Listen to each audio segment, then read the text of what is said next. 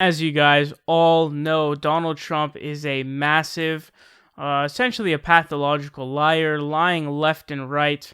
This is the administration, the Kellyanne Conway. She made up the literal alternative facts. It's hard to grasp just how much bullshit this administration spews because just just trying to grasp the concept of alternative facts makes my mind just like, what the fuck? How is there a thing as alternative facts? What the fuck does that mean? It's not a thing.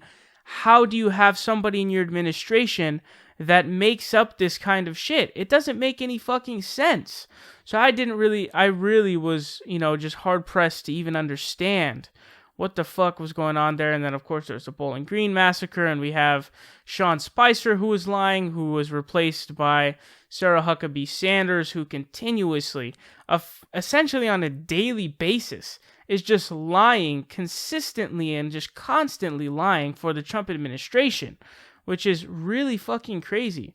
So here what we have is there was actually a lie that was exposed. The Trump administration, the DOJ, had to come out and essentially on record say that Trump lied. And now I'm going to explain to you guys why. So it says in this article from Share Blue says, in a letter responding to a Freedom of Information Act, it's a FOIA request and subsequent lawsuit filed by Lawfare's editor-in-chief Benjamin Witz, the Department of Justice admitted that Trump lied to Congress just a month after taking office during his first speech before a joint session.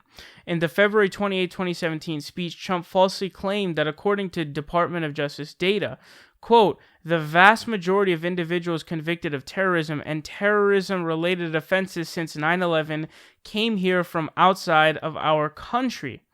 It says, at the time, Trump was trying to sell his Muslim ban to the American public after losing his first series of court battles over the bigoted policy. Since then, he has peddled the same lie repeatedly, often in an effort to gin up support for his agenda. For example, this line like it have been used to justify the cruel practice of separating families at the border under the guise of national security.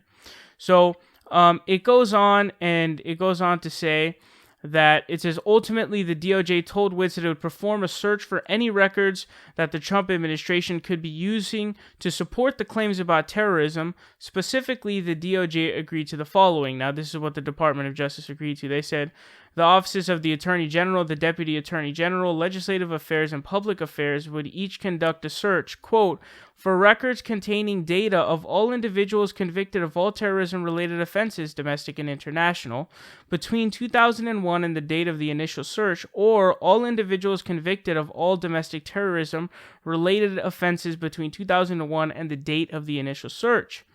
Now, here was the conclusion. It says the results of the search were made clear in the DOJ's letter, quote, no responsive records were located.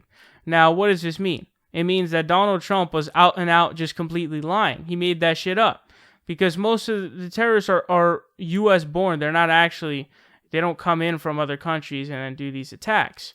And obviously, going back to the whole issue of the Muslim ban, of course, Saudi Arabia was never on that list, which didn't fucking make any sense.